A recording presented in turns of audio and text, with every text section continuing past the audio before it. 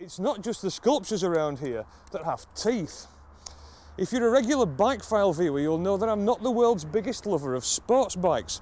Personally, I have no interest in going everywhere at warp factor 8 and scraping my knee on the floor going around roundabouts. But when I first saw this Kawasaki ZX12R Ninja, I have to admit to a twinge of curiosity. Maybe the subtle styling of this bike could finally seduce me into buying a set of matching race leathers and some knee protectors. If you have any interest in bikes, you already know about the reputation of Kawasaki's Ninja range. Blistering road burners out there on the cutting edge of performance, doing battle each new season with the latest upgraded Fireblades, Gixxers and R1s. Extreme sports bikes like this exist in a kind of cultural bubble, and if you love them, you'll love them and won't ride anything else. But how about the average rider coming to sports bikes for the first time?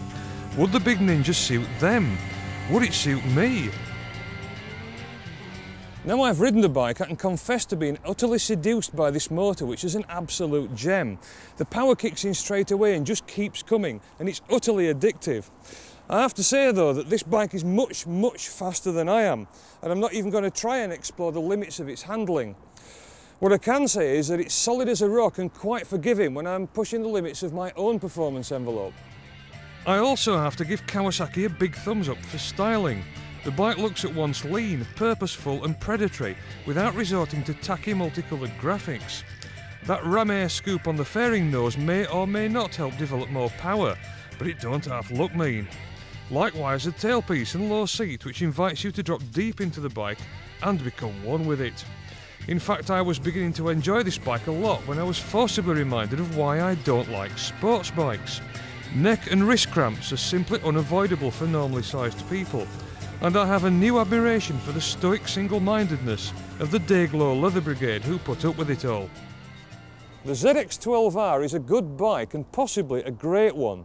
For £9,380 you get more performance than you could ever possibly use in a bike which is going to continually challenge you to raise your game.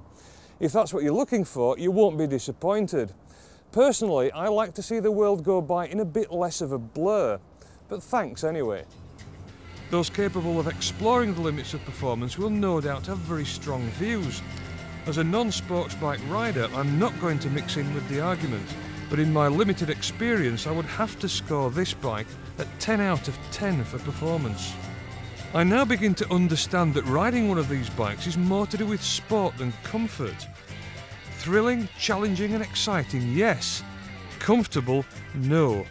2 out of 10 for comfort. Judging by Kawasaki's reputation, build quality and reliability should present no worries. Any minor niggles will be swallowed up by the extensive warranty, and service intervals are 8,000 miles apart. An educated guess at 8 for build quality. Ride one of these and no one could doubt that you take your biking seriously. My mind is suitably blown, 9 out of 10 for street cred.